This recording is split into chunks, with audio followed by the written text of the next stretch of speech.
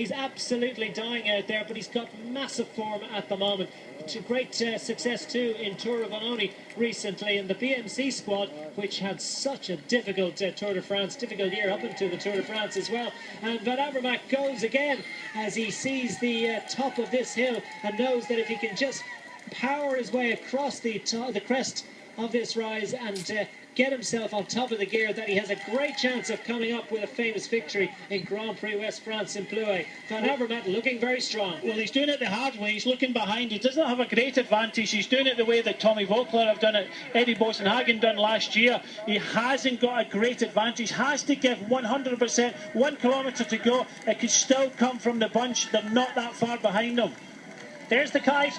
It's 1 kilometre to go in Plouay for Greg Van Avermaet of the BMC squad. The bunch are looming behind. Will he be able to hang on? It's a narrow advantage. We've seen in the past that legs can be very tired at this point, but that's a big group behind, and it looks very difficult for Greg Van Avermaet. Looks as if he's going to be dragged back. The combined forces of Movistar and the Radio Shack Leopard Trek have managed to drag him back. So disappointment for Greg Van Avermaet, although he's not quite back yet, so let's not count our chickens. He's going to ride all the way to the line. He can see the barriers, but Movistar are on the front.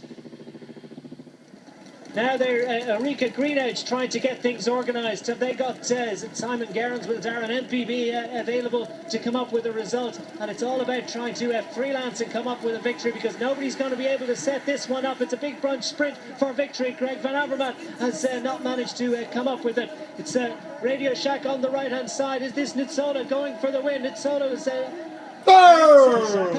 Pippo Pizzato of Lampre Merida that gets his arm in the air and gets the victory that he so desperately craved after such a difficult year. We said that he's come up with good results in Plouay before. We also said that it's been a tough year for Pizzato and for his team, and that win, well, was gratefully received. And huge result for them. Huge result for them. It looked as if Nizzolo led that sprint out, and it was a pretty much blanket right across the road. Nizzolo in second place. Sam Dumoulin for AG2R up there, I think, in third place, which is a good result for them. But you can just see what it means to Lampre Merida. Pizzato comes up with the goods after finishing in the top 6. You can just see Orica Greenedge leading the sprint out here with Hushoff on the wheel. Nizzolo just jumps straight onto the wheel of the Norwegian champion, just coming up on the right hand side. It looked to me as if that might be Brescia being brought up with Bonatti, but a lot of pushing and shoving on the right hand side there for the wheels. But again, Nizzolo just concentrates on doing his sprint.